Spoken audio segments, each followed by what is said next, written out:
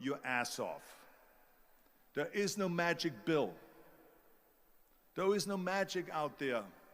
You cannot get around. You have to work and work and work. I can tell you, I've watched the day for half an hour, Jürgen and his wife that put on this show, this great, great event here.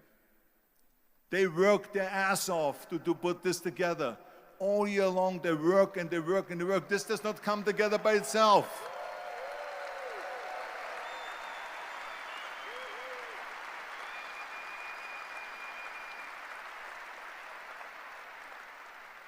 For half an hour, they were running around and making phone calls and doing this and that and talking to their aides and make sure this is happening, make sure there's the water out there. Talking about water, love water. Make sure of this and make sure of that and all that stuff. So it's work. And it drives me crazy when people say they don't have enough time to go to the gym for 45 minutes a day and work out. Or to do something for 45 minutes to an hour a day to improve. If it is physically improve or if it is mentally to improve. Imagine you read 1 hour a day about history. How much you will learn after 365 hours in 1 year. Think about if you study about the history of musicians, of composers, how much you would know. Imagine if you would work on a business, on some business that you want to develop every day for an hour. Imagine how further along you will go and get. So it drives me nuts because we have, when people say we don't have the time, we have 24 hours a day.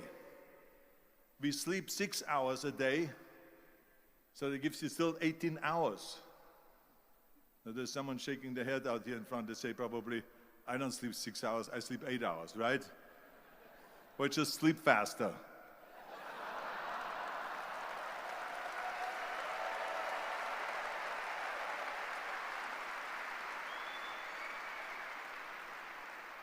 So we have 18 hours a day. The average person works around 8 to 10 hours. So let's assume it's 10 hours, so we have 8 hours left. Then you travel around an hour a day, maybe 2 hours a day. So now you have still 6 hours left. So what do you do with these 6 hours? What do you do with these 6 hours? Then we eat a little bit, then we schmooze a little bit, talk a little bit to people and all that stuff. But you can see how much time there is available if you organize your day. So you got to work hard. I mean, let me tell you something. When I went to America, I went to college.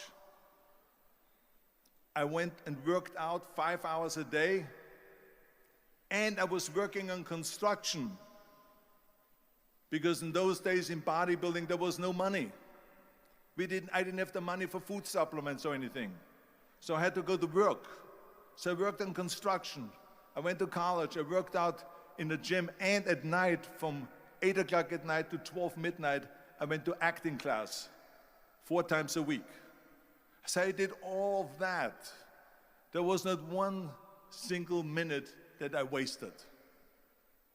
And this is why I'm standing here today.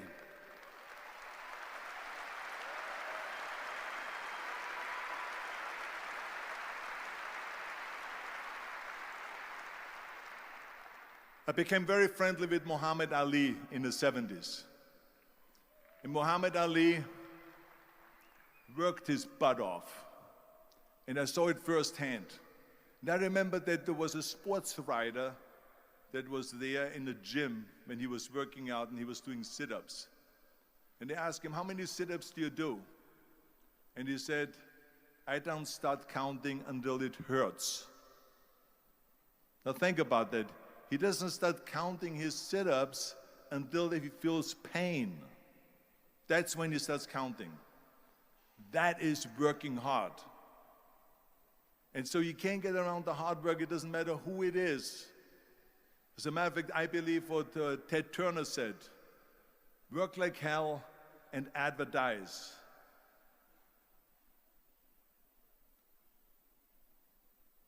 You get it? Work like hell go to bed and early to rise, work like hell and advertise. So you work your ass off and then you let the world know about your work. That's what it is all about. Let people know if you have a company, if you have a movie, if you do sports, work your ass off, but then advertise and let everyone know.